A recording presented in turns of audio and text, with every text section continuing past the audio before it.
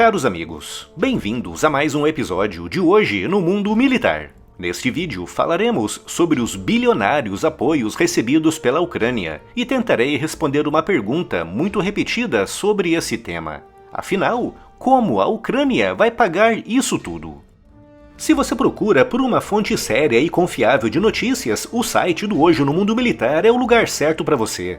Notícias e análises diárias feitas por um time profissional muito qualificado, cobrindo temas militares e geopolíticos relevantes no Brasil e no mundo. O site do Hoje no Mundo Militar é a sua dose diária de informação militar e geopolítica. O link está aqui na descrição.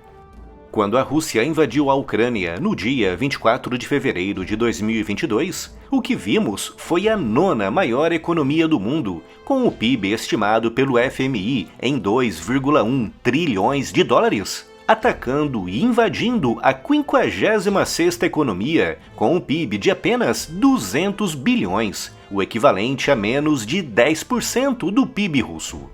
A Rússia, além de ser um gigante militar em comparação com a Ucrânia, com muito mais soldados, muito mais blindados, artilharia e aviões, também é, comparativamente, um gigante econômico, o que se traduz em um fôlego muito maior para sustentar uma guerra longa. Com uma diferença tão abismal, tanto em termos militares como econômicos, a vitória russa parecia mesmo inevitável. E de fato seria, se não fosse pela gigantesca ajuda militar e econômica do Ocidente.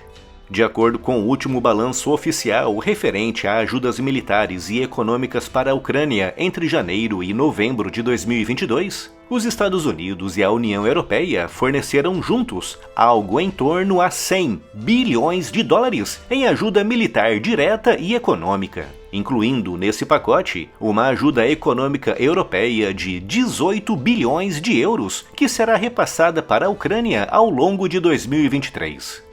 Mas, se antes da guerra a Ucrânia gerava por ano apenas 200 bilhões de dólares em riquezas, como é que aquele país conseguirá pagar todas essas ajudas econômicas e todas as armas que está recebendo? Não há uma resposta definitiva para essa questão, já que há diversos tipos de acordos envolvidos. Por exemplo, algumas armas enviadas pelos Estados Unidos para a Ucrânia foram retiradas de depósitos de longo prazo. Grandes armazéns onde são estocadas armas, munições, veículos e equipamentos que foram produzidos, mas que não são mais necessários. Em casos assim, o item enviado já foi pago pelo contribuinte norte-americano no passado e o valor já foi diluído em orçamentos anteriores de defesa, com os Estados Unidos costumando aplicar, nesses casos, um programa conhecido como FMS, sigla em inglês para Vendas Militares ao Estrangeiro. Através do FMS, os Estados Unidos vendem equipamentos militares para países parceiros com descontos de até 99%, com o Brasil, inclusive, adquirindo itens de defesa através do FMS, como obuseiros autopropulsados M109. Portanto, equipamentos de defesa adquiridos pela Ucrânia através do FMS costumam sair praticamente de graça. O problema é que o FMS tem limitações que impedem um fluxo contínuo e ininterrupto de armas e equipamentos de defesa para um só país. E foi para contornar isso que em maio de 2022 foi assinada a Lei do Land-Lease para a Ucrânia, baseada em uma lei da Segunda Guerra Mundial que foi muito importante para a vitória soviética na frente oriental contra os alemães. Assim como aconteceu nos anos 40, em 2022 e 2023, o governo dos Estados Unidos pode emprestar ou alugar equipamentos de defesa para a Ucrânia, desde que esses itens sejam devolvidos no final da guerra. Mas e se forem destruídos ou muito danificados durante o conflito? Nesse caso, à semelhança da lei da Segunda Guerra Mundial que beneficiou os soviéticos, o item em questão não precisa ser devolvido, com a Ucrânia se comprometendo a devolver um percentual do valor original daquele item, que em geral corresponde a 1 ou 2% do seu valor de revenda.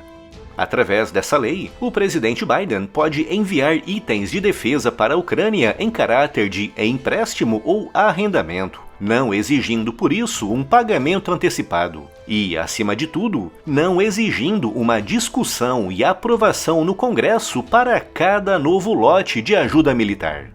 Mas há também outros tipos de acordos, como por exemplo, linhas de crédito quase sem juros e com prazos de pagamento de 30 ou mais anos. Acordos que são sempre seguidos por contrapartidas ucranianas relacionadas, principalmente, com o combate à corrupção, com o país ou entidade doadora, podendo acompanhar de perto todo o percurso daquele dinheiro para garantir a sua correta utilização.